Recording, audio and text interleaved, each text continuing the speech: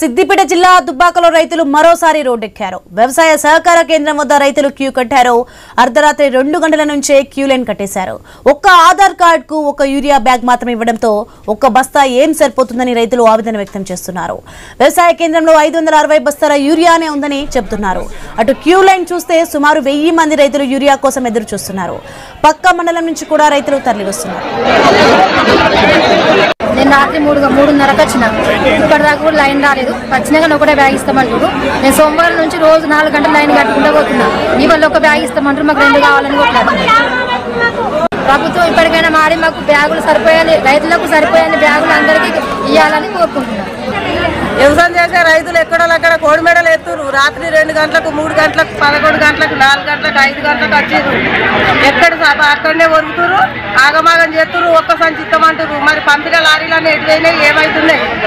ఎందుకు మమ్మల్ని ఇంత గోస పోసుకుంటారు? రైతులను ఏం తింటామనుకుంటారు మీరు? ఎక్కడో అక్కడ జాబులు చేసి 1 నుంచి 2 నుంచి బడి ఆపలు కాస్తున్న రైతుల పరిస్థితి మీరు చూస్తూనే ఉన్నారు. గత 2-3 వేల మంది వచ్చినారు.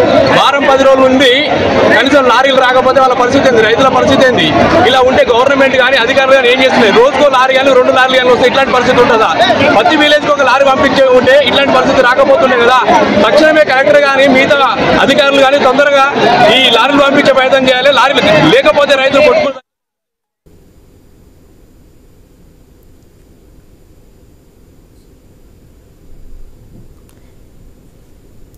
ఇదే అంశానికి సంబంధించి మరింత సమాచారం మా ప్రతినిధి క్రాంతి కుమార్ ఫోన్ లో అందిస్తారు. ఎస్ క్రాంతి కుమార్.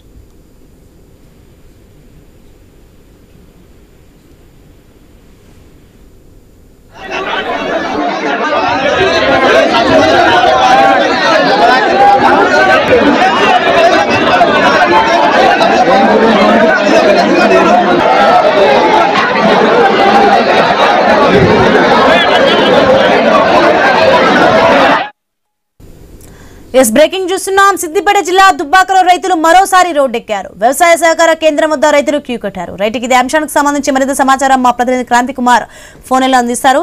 ఎస్ క్రాంతి కుమార్, మనం చూస్తున్నాం, చెప్పండి. సిద్దిపేట జిల్లా దుబ్బాకలో రైతులు మరోసారి రోడ్డెక్కిన దృశ్యాలు చూస్తున్నాం. ఏం జరుగుతుంది అసలు?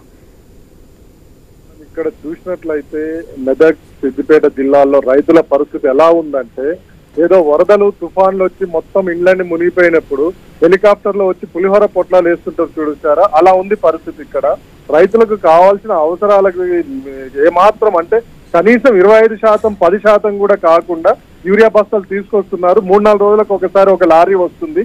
ఒక మండలానికి, ఒక వ్యవసాయ సహకార సొసైటీలకు ఒక లారీ వస్తుంది. ఆ ఒక లారీలో 560 నుంచి 570 బస్తాల వరకు ఉంటున్నాయి.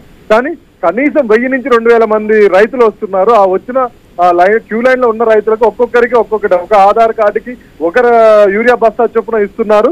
ఇది ఎటు సరిపోవట్లేదు రైతుకు. అది ఆ యూరియా బస్తా తీసుకొని ఉన్న వాళ్ళలో కనీసం సగం మందికి కూడా ఆ వచ్చిన యూరియా రావట్లేదు. లైన్ లో నిలబడ్డ వాళ్ళకి ఆ వచ్చిన దక్కిన అతనికి కూడా ఎలాంటి ఫలితం లేకుండా పోతుంది. ఆ ఒక్క బస్తాను తీసుకెళ్లి తను ఏమీ చేయలేకపోతుంది. కనీసం 1 ఎకరం పొలం ఉన్న వ్యక్తికి కూడా కనీసం 2 నుంచి 3 యూరియా బస్తాలు అవసరం పడుతుంది. కానీ ఇక్కడ అదేది కూడా దొరకట్లేదు. దీంతో రైతులు ప్రతిరోజు వస్తున్నారు. ఆ ఎరువుల దుకాణాల ముందర క్యూ లైన్ లో నిలబడుతున్నారు. మనం ఈ రోజు దుబ్బాకలో చూసినట్లయితే అర్ధరాత్రి 2 గంటల నుంచి వచ్చి లైన్ లో నిలబడ్డారు.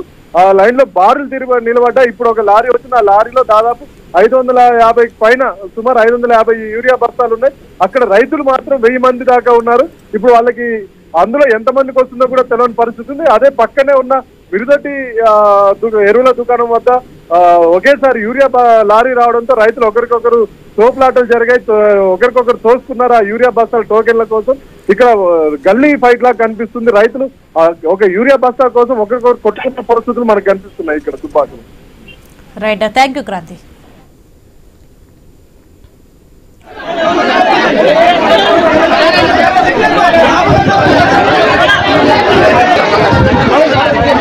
అంటే కింది పెట్టుకోండి, అటు అనిపోయింది